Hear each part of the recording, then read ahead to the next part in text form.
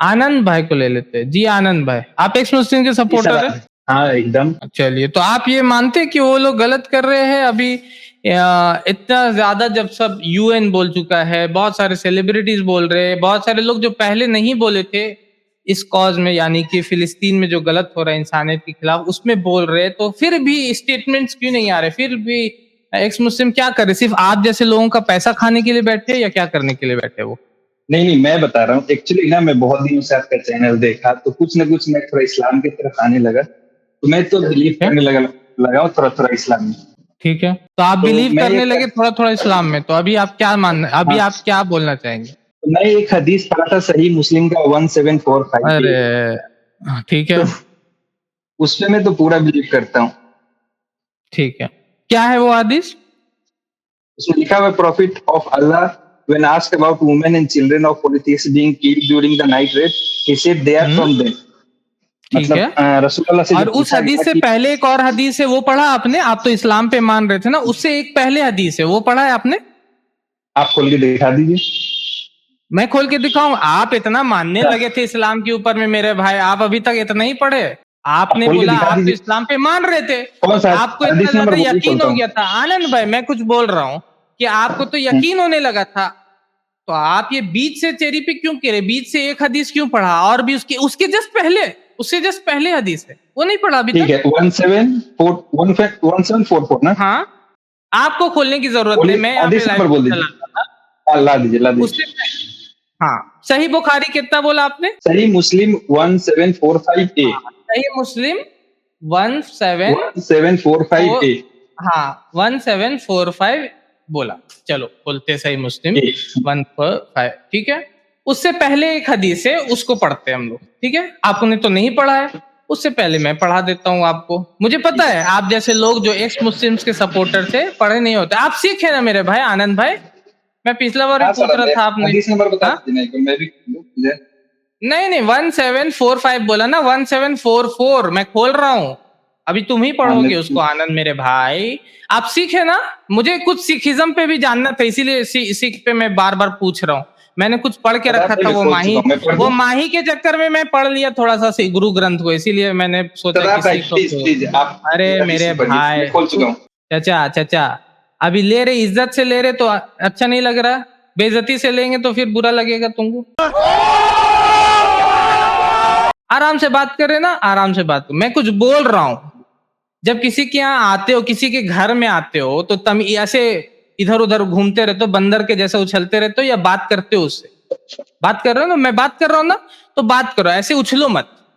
तमीज़ से बात करें, ऐसे कोई एक्स मुस्लिम इतना देर तुमको टाइम नहीं देगा अपने चैनल पे। हम लोग क्योंकि मुसलमान हैं, हमारा दिल बड़ा है, तो हम दे रहे हैं।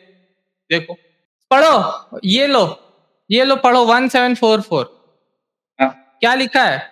Messenger of Allah. It is narrated by Ibn Umar that हाँ, हाँ, a हाँ, woman was पढ़ो। found killed in one of these hmm, battles. So the messenger of Allah हाँ, हाँ। forbade the killing of women and children.